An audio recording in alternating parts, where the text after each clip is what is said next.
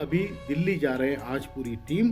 वहां जाके बैठेंगे और सरकार का दरवाजा खटखटाएंगे। करण लाजे जी ने लोकसभा में जो उत्तर दिया है वो 2019 के डाटा का है।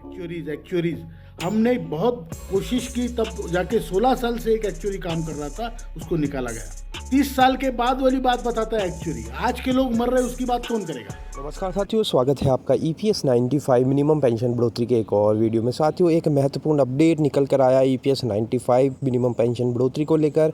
जी हां साथियों, कमांडर अशोक रावत जी का सामने आया है, जिसमें वे एक सरकार को चेतावनी देते हुए नजर आ रहे हैं, क्योंकि सरकार ने लिखित में आश्वासन दिया था कि आंदोलन अगर आप रद्द करते हैं तो जल्दी आपको हम वार्ता के लिए बुलाएंगे और पेंशन बढ़ोतरी को लेकर किस तरह से आगे बढ़ना है उसके बारे में चर्चा की जाएगी। लेकिन सरकार की ओर से कोई भी इनविटेशन नहीं आया। इसी को लेकर कमांडर अशोक रावत जी काफ़ी रुष्ट है और वह दिल्ली पधार रहे हैं, यानी दिल्ली जाकर वह फिर से श्रम मंत्रालय में धरना प्रदर्शन और आंदोलन करने की चेतावनी देने के हिसाब से वहां पर जा रहे हैं। तो साथियों, चलिए सुनते हैं कमांडर अशोक रावत जी क्या कह रहे हैं। सादर प्रणाम। आज हूँ, पहली बात तो हमने आंदोलन जो विड्रॉ किया उसके लिए जो आप लोगों ने तैयारी की थी, सब ने हमने तैयारी की थी, हम दिल्ली गए थे, उसके लिए मैं आपका बहुत बहुत आभारी हूँ। बहुत प्रयत्न आप लोगों ने किए। अभी दूसरी बात, सरकार ने हमें लिखित आश्वासन दिया है। लिखित आश्वासन आंदोलन में कभी होता नहीं है, हमें दिया है। उसके बाद हमें ईमेल भेजा है कि हम आपको चर्चा के लिए बुलाएंगे, लेकिन हमें नहीं बुलाया है। इसलिए हम चिंतित हैं, व्यथित है, और इसके लिए आप लोग भी व्यथित होंगे, चिंतित होंगे। इसके लिए हम अभी दिल्ली जा रहे हैं आज पूरी टीम। वहाँ जाके बैठेंगे और सरकार का दरवाज़ा खटखटाएंगे कि आपने आश्वासन देने के बाद भी इतनी बार हमें अपना हक क्यों नहीं दे रहे। और इसके लिए आपको पैरेलली जब वहाँ पे वार्ता चल रही है तो आपको यहाँ पर ग्राउंड में शोर मचाना जरूरी है, आंदोलन करना जरूरी है। बड़े बड़े नेताओं को आप मिलिए।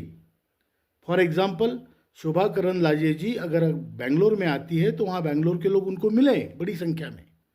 सिमिलरली वाराणसी में आदरणीय प्रधानमंत्री जी का ऑफिस है, वहाँ बड़ी संख्या में जाइए।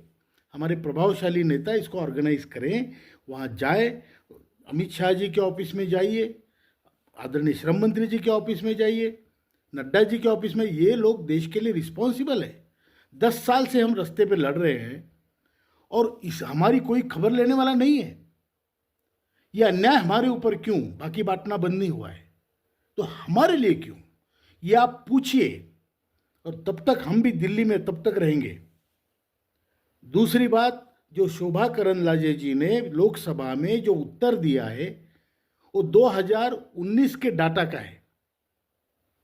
एक्चुअरीज हमने बहुत कोशिश की, तब जाके 16 साल से एक एक्चुअरी काम कर रहा था, उसको निकाला गया।